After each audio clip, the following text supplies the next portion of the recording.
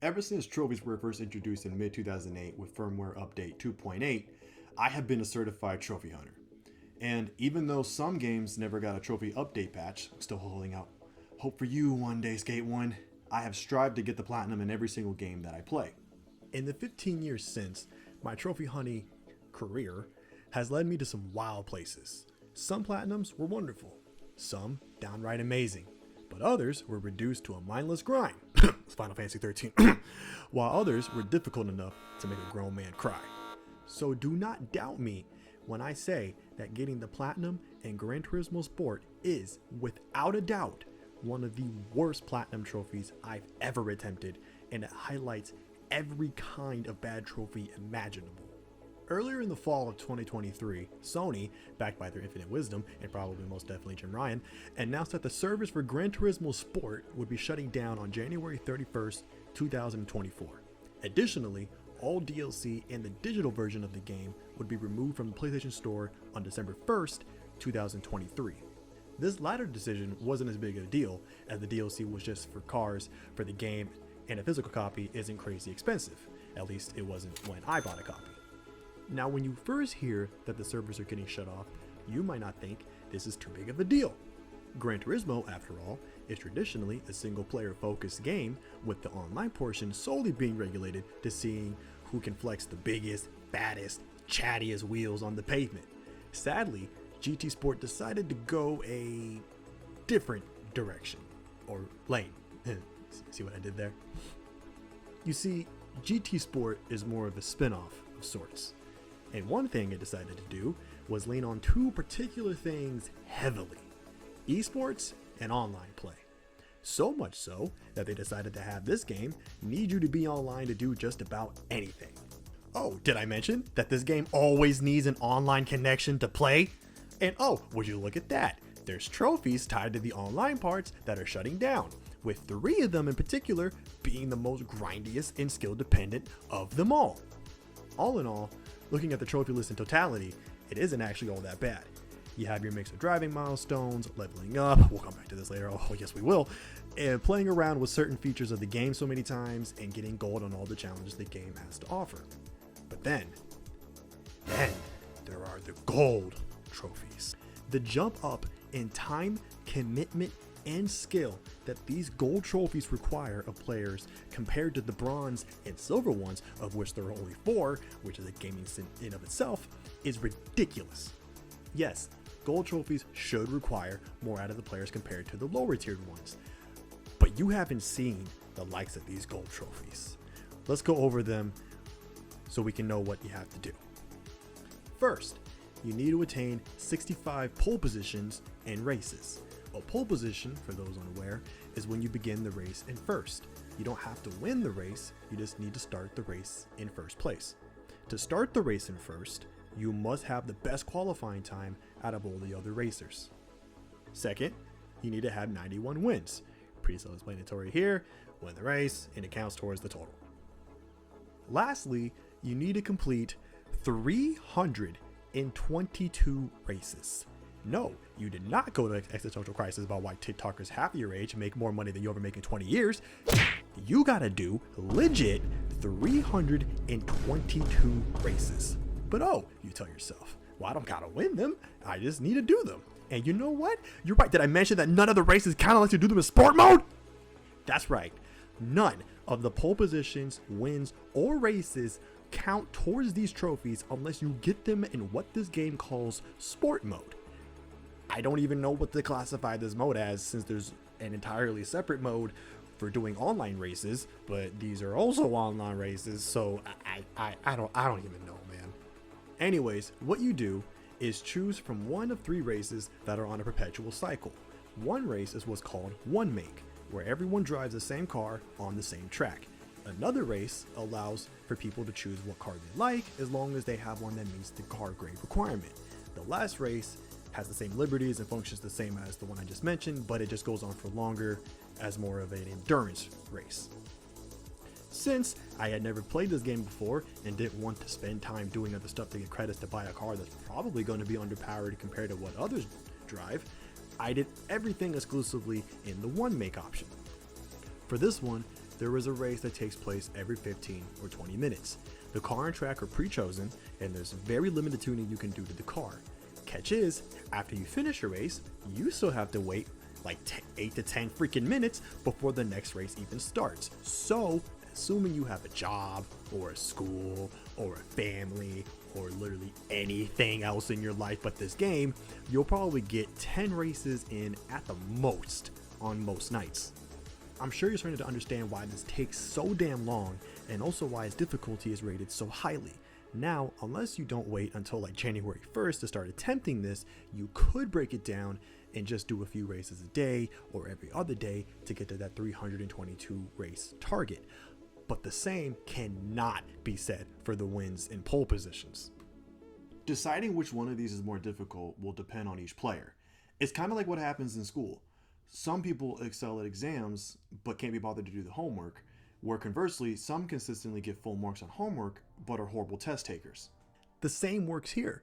You'll either do great being on the track by yourself without any distractions to get a great time for pole position, but not fare well racing with other drivers, or you'll struggle to get a good enough qualifying time, but know how to maneuver around other drivers. At this point in the video, I want to take a quick moment to talk about the Platinum guides. I didn't really know where else to put it, so I'm just going to put it here. If there is a guide available for any game, it'll usually include the difficulty and the time needed, the two most important factors when approaching any Platinum. On PSN Profiles, the guide for this game gives it a 9 out of 10 and an estimated 250 hours to finish. However, something that needs to always be remembered is that this is based on the opinion of solely the person who wrote the guide. And for online games, like this one, it's also based during the time frame the person wrote it. There have been times where a Platinum was easier or harder for me than it was for the guide's author, and the same goes for the time investment needed. I bring this all up because this conundrum happened to me with this game.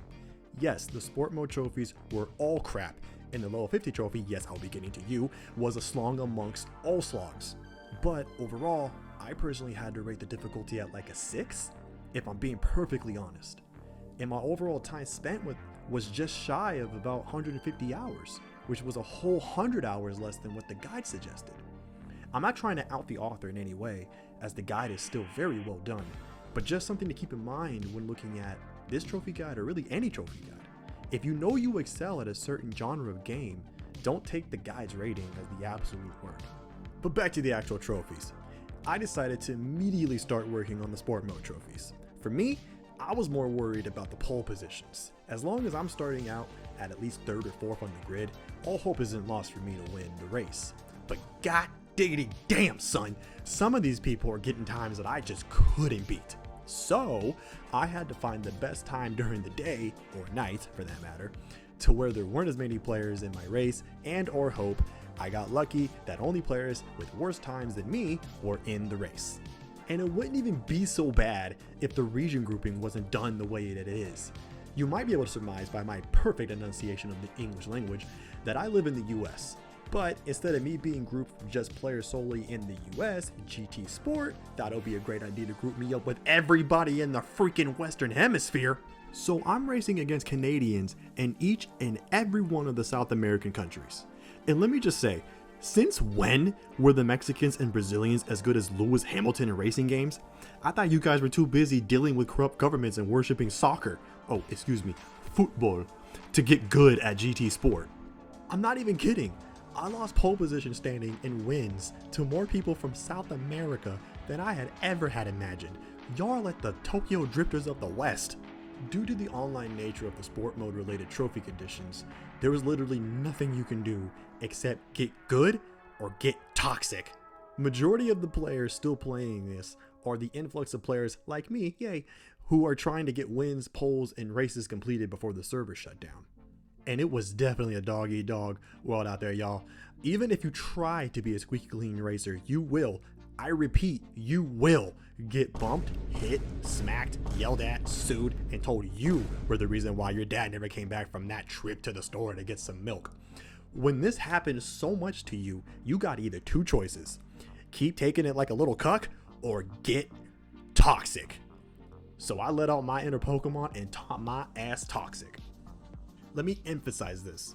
You will be making some enemies if you want to get these wins in any reasonable amount of time. And by reasonable, I mean under 35 hours ideally. Oh, and unless you are a savant at racing games, expect to spend at least a few hours just trying to get a good enough qualifying time. Oh, and the track and car combination will change every so often. Hope it's the one that you like. But alas, your man persevered. After 32 hours of total playtime, I got the record numbers of wins trophy for getting 91 wins.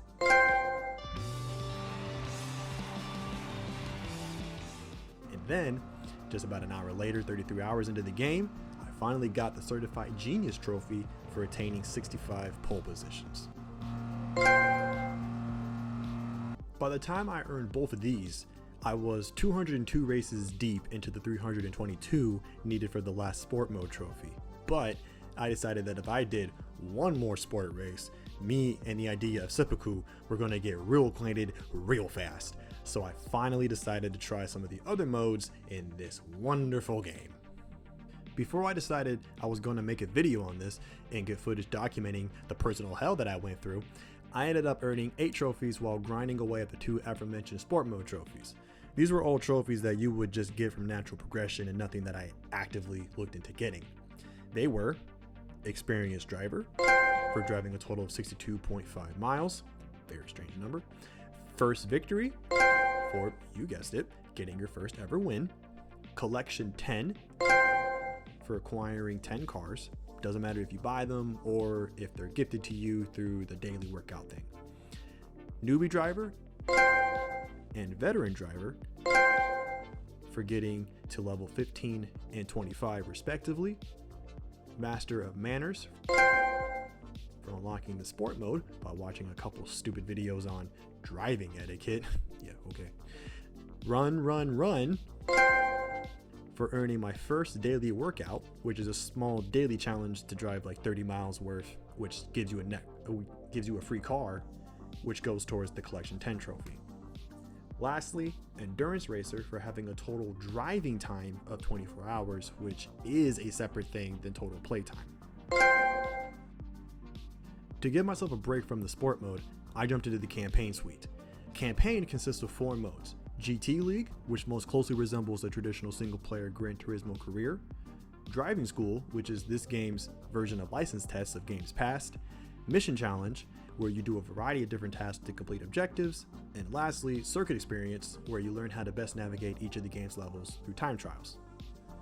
But before doing that, I used up the credits I earned from the sport mode to buy a bunch of cars, and upon my first purchase, I earned the My First Car trophy.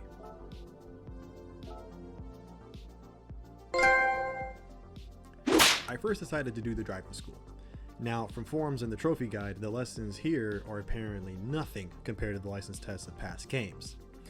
But despite my only previous experience with GT license tests being the very first test in GT5, which I subsequently gave up immediately, and the driving school and Gran Turismo for the PSP, I initially went into it a tad nervous though. However, it seemed all my racing against real drivers with no assists in the sport mode served me well, as I was able to get all 48 lessons done in literally no time at all. After getting gold in the final lesson, I earned both the Talent Discovered and No Longer a Novice trophies. Also, after I completed the very first lesson, I earned a Promise of Greatness for beating the gold level time for any lesson by at least 1 second. After I breezed by that, I turned my direction to the Mission Challenge.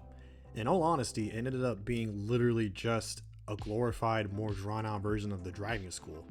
There's 64 challenges in total that have you performing a variety of tasks. Majority of them comprise of you winning a section of a race, winning a whole race, or getting to a certain miles per hour. There are a couple other novelty challenges, like knocking down cones or doing a time trial, but they only come up once.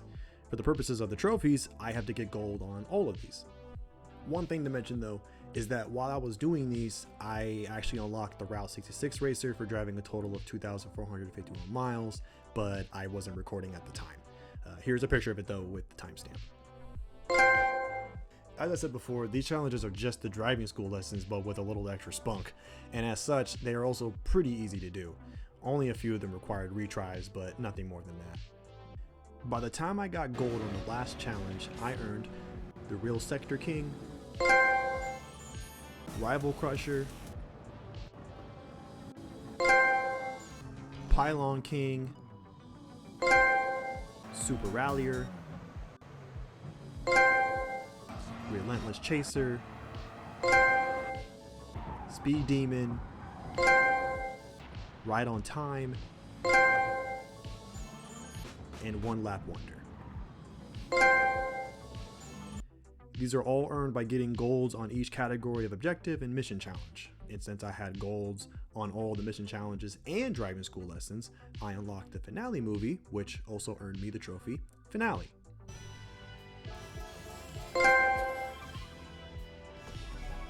Lastly, at the end of one of the challenges, I received Speed King for reaching a speed of 187 miles per hour.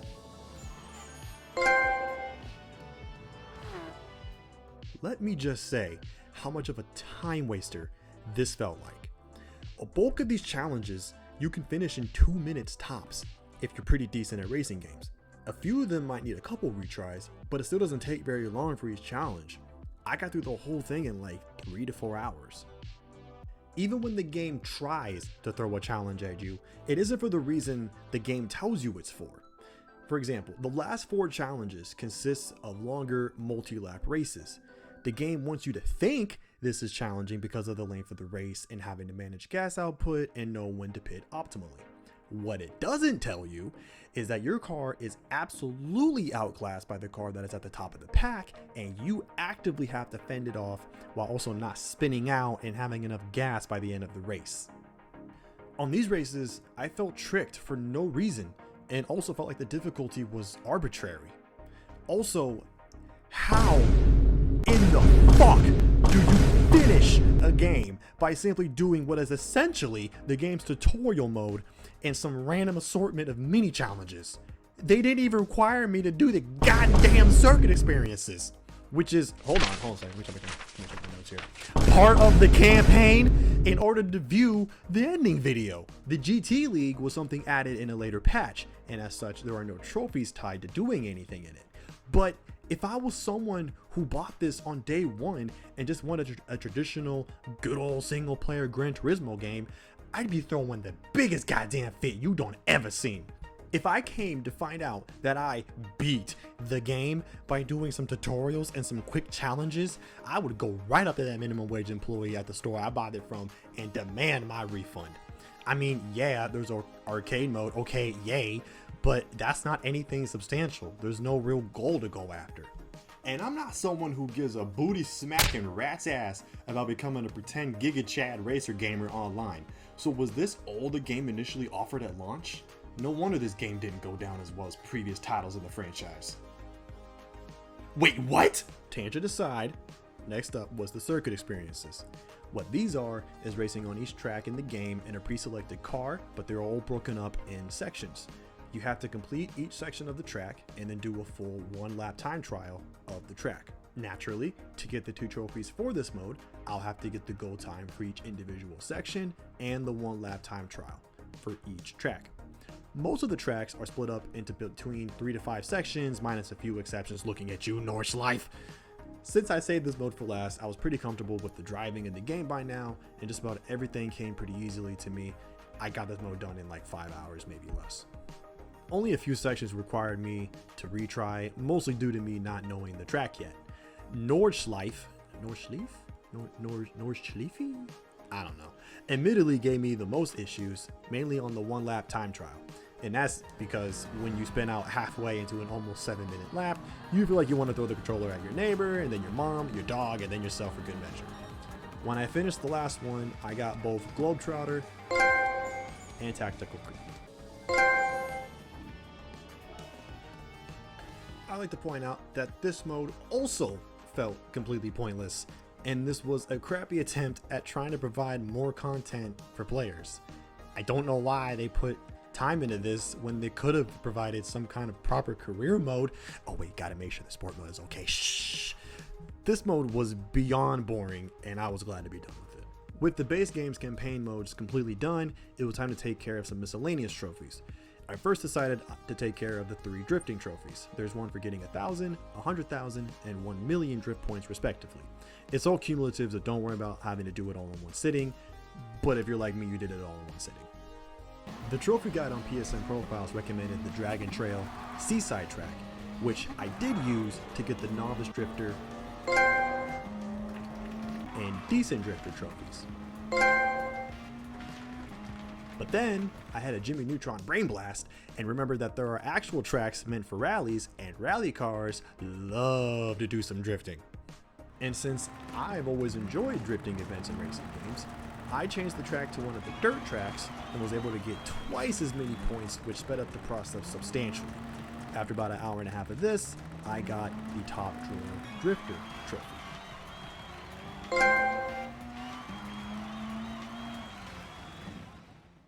After this little distraction was taken care of, I went into arcade mode and did 1 lap of Nordschleife. Even though I had to do a lap of the track in the circuit experience, that didn't seem to count, so I did one arcade mode and got Welcome to the Nordschleife.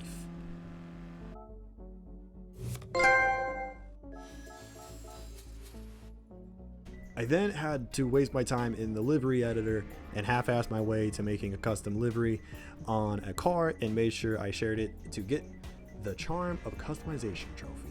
Man, I freaking hate these trophies. Ugh, such a waste of freaking time. At this point, I only had a few more miscellaneous trophies, 2 more leveling trophies, and the trophy for doing 322 races in sport mode, of which I had 202 races done so far. Because the GT League was added to the game, I decided to do this mode and start winning the cups as a fun way to get some more credits and experience. I would be able to get more experience in these races than I would in the sport mode races, and it wouldn't be nowhere near as boring and mind-numbing. Plus, it was going to be a long grind to level 50, but I'll touch on that later. Don't think I forgot about you. But before I hopped into the GT League proper, I expended all of my mileage points that I had been stockpiling to increase the max tuning levels of as many cars as I was able to. Upon doing that for the first time, I unlocked Tuning Addict. Although there are no trophies associated to GT League, I'll touch on it a little bit here. As I said before, this is the closest thing to a career mode that this game has, but it has got to be the most boring, no-frills career mode I've ever played in a racing game. Initially added as an update to the game after it released, you would think that with the extra time, they could have made it more robust to generate some excitement. No! The GT League is separated into 4 categories, and each one of them have several cup events that consist of anywhere between 5 to 9 races. As you'd expect, you start driving slower cars and gradually progress into faster cars and longer races. Here's the downside of it. The only things that you get are additional credits and driver experience for the races. No extra car or extra anything for winning each race in a cup event, or even winning all the cups for a certain category. How? No, seriously. How in the hell did they not flesh this out even the smallest little bit? They managed to add every goddamn car known to man into the game as paid DLC. There's so many cars, but yet they can't give me anything additional for all the time I put into this mode. And to make matters worse, it actually becomes a detriment to do the races in the endurance category, at least in relation to getting the platinum in the most optimal time. The minimum time needed for any of these races is at least a half hour, with a lot of them needing an hour or even more. And how much driver experience did I get for the one that I tried out? 7,500 for winning the race. After over 65 minutes, I'm never getting back. Where there's races I can do in 20 minutes and get over 5,000 experience. I quit. That aside, I still did all the races in the first 3 categories, and while I was at it, I got the legendary driver trophy for getting to level 40. I was originally going to complete the entire GT League before going back to get the rest of the sport mode races that I needed.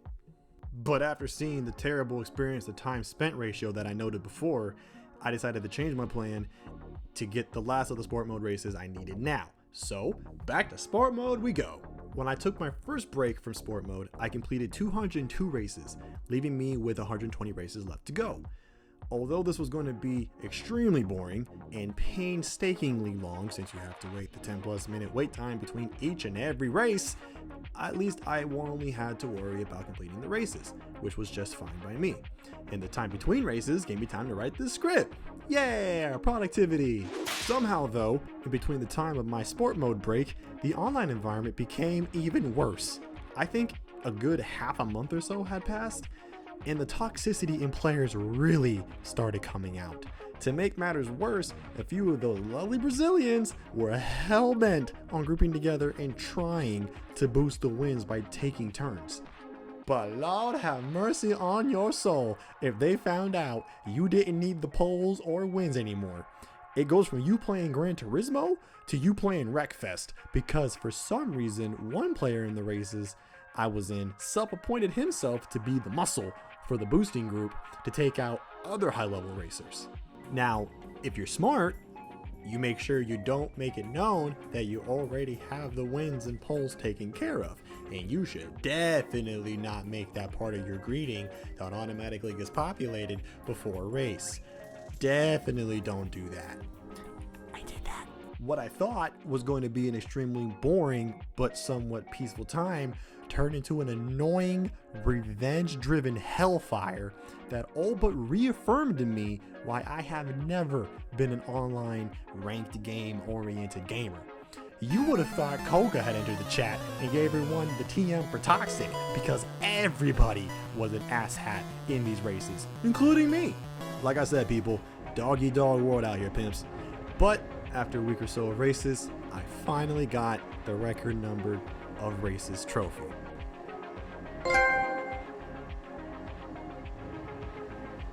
At this point, I only had a handful of trophies to go. I had to take 100 photos in the escapes mode, with 2 of those pictures being with a specific car on a specific track. I had to drive 500 miles on oval tracks. And lastly, get to the driver level 50. I've been holding off on this one trophy for the whole video because I don't want to talk about it as much as I didn't want to do it in the game. On the surface, it can't get any simpler, right? Just get your driver level up to 50. You get experience with every race you do, whether it be single player, online, the sport mode, arcade mode, anything. And after I had done everything up to this point, I was between level 40 and 42. I honestly don't remember exactly which one it was, and I do not really care to check. However, what this game does not tell you, and what you have to find out the hard way, is the sheer amount of experience that you need to get to each level, starting around level 44 to 45. Up until this point, the increases in experience needed between levels seemed reasonable. But here, you notice that you need 100,000, 120,000, 180,000, 230,000, and it just keeps going higher and higher. I don't even think Snoopy Dogg can get this high. Oh wait, he's retiring from smoking. Damn it, now I gotta scrap this joke. But this is no joke, people. People have graphed it, and it has an exponential level of growth for the increase in experience between levels. Why in the blue hell was this decision made? Exponential growth is what scientists use to understand terrible diseases and why my sperm count is so low. No, really, that's actually a problem. But Polyphony thought they would just go and borrow that mathematical model for their leveling up scheme. Oh, give the man who came up with this the Pillsbury Doughboy Award. No, wait, hold on. I mean the Nigel Thornberry Award. I'm shit. You know, the one of the boys that we were kids. I shit you not. This one trophy took me easily 50 to 60 hours by itself. And that was with me doing the last 8 driver levels in the most optimal way possible. There's a forum post on PSN Profiles that shares a video of someone outlining the race and car needed to get the most experience in the most efficient way possible. I'll include a link of it in the description for any of you maniacs who are going for this. With this method, you can net yourself 49,000 experience in an hour, but that's if you make every single race as clean race as it adds an additional 50% bonus to your winnings. Now, the race itself is fine, and I never had an issue winning. but making sure not to hit any other cars or skidding accidentally too much and hitting the wall can be tricky, especially when opponent cars are bunched up on a turn, making it hard to overtake. I could go more into this terrible experience, and so I will. While I was slowly losing my sanity to this pointless grind, it made me all the more pissed off at both Polyphony and Sony. Gran Turismo is one of the grandfathers of home console racing. Since the PS1, it has been the standard for not just car handling and graphical prowess, but also for providing the players with a wealth of content to sink themselves into. This is not a racing channel, but I thoroughly enjoy racing games outside of doing videos. I've played several F1 games, almost platinumed every WRC game that is able to be platinumed, done some Need for Speeds, Grid, Monster Energy Supercross, which I low-key hate, don't tell anybody, and plenty of various indie and small-scale racers. But never have I ever felt as attacked as a trophy hunter and let down as a racing game fan as when I was going for this trophy. To know that this was the only way they were able to keep single-player focused players playing this bare-bones game is insulting. And the fact that they felt it was a fantastic idea to have the leveling system the way that it is absolutely stupid.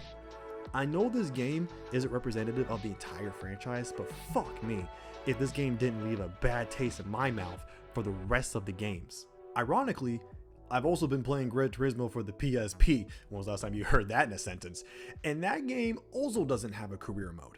Even though that was 2009, and it can be argued that it was more for just quick races on the go, that was also unacceptable, even then. But no argument can be made for it here with GT Sport. I know GT7 has more to offer than Sport does, but I also know that game hasn't been as heralded as GT5 or earlier games in the franchise. What a goddamn shame. Bad Polyphony, bad! I don't care if you somehow sold almost 13 million copies. You go to your garage and remember how to make a good single-player racing game again, you bums. The track used to get to level 50 just so happens to be an oval track. So, while I was slowly making my way to level 50, I eventually got King of the Ovals for driving 500 miles on oval tracks. After this trophy, I didn't earn one for a good while.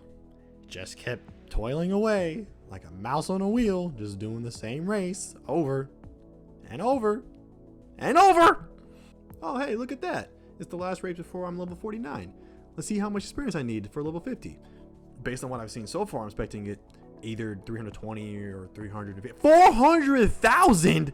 Why did it jump to 400,000? That's like a 60 to 80,000 jump from what I needed to get from level 48 to 49. Okay, you are not going to believe this. I did the math, and with the max amount of experience I can get from this race, and with each race taking just shy over 12 minutes, it would take me almost 10 hours just to go up this one final level. You heard me right, 10 goddamn hours. In the amount of time it would take to beat entire games, I would only accomplish one level up. Excuse me, I didn't know I was playing Final Fantasy 14 online. When did this game become an MMO?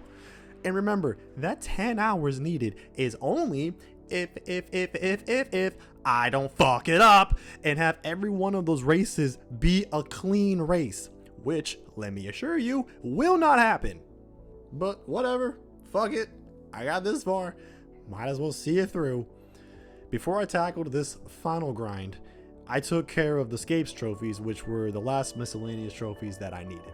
I got both top photographer and souvenir from Le Mans with one photo, and souvenir from the Nürburgring, whatever, with another photo. Then it was time for the final slow ass grind. After spending an entire day and part of an evening, yes, an entire day and part of an evening, I was down to my last 30,000 experience needed. I saw that there was actually a cup I hadn't done yet, so I took care of that just to break up the monotony a tiny little bit, then went back to my old tried and true event for one final race, and after I completed it, I finally, after almost 150 fucking hours, obtained the Ultimate Driver trophy along with the Platinum, and this journey was miraculously over.